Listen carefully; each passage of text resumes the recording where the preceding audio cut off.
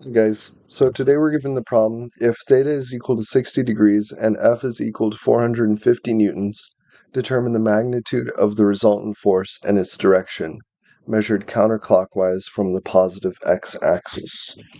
So to do this problem, we're going to have to find the resultant force of the two vectors, and we're going to have to find the direction measured counterclockwise from the positive x-axis.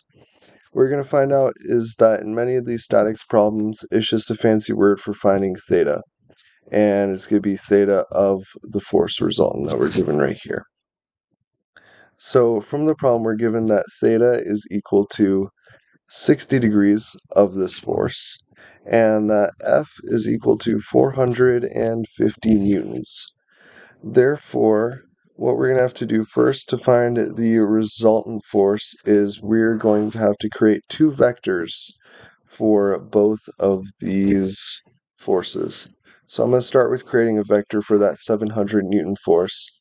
It is going to start out with being negative 700 cosine of 15 because it's going negative in the x direction, minus 700 sine of 15 degrees. And that is going to be in the I hat and in the j hat. Next, we're going to create a vector for the 450 Newton force. So we're going to find out that is going to be 450 cosine of 60 in the I hat plus 450 sine of 60 in the j hat. And when a problem asks for the resultant force, it's going to be asking you to find what are these two forces added together. So after you finish all the calculations for the cosine and the sine, you're going to find that the resultant force is 451.15 in the I hat plus 208.54 in the j hat. After this, you're going to realize that it's asking you for the magnitude of the resultant force. So to find the magnitude of the resultant force, all you have to do is take the two values you found for the resultant force and square both of them and take the square root. Also, this number was a negative.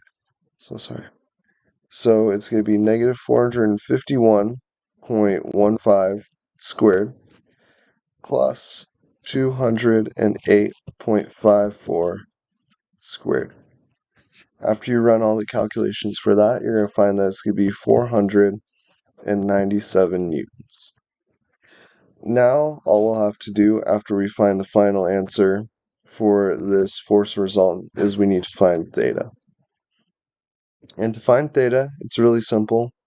So to find theta, you can do many things. You can do the hypotenuse of the resultant force. However, when you draw the resultant force, really you don't know what its hypotenuse is in relation to the theta that you're finding. So what we're going to do is we're going to take the inverse tangent and we're going to take its x value and x component and y component, also known as the I hat and j hat components that we found for this force resultant up on the top.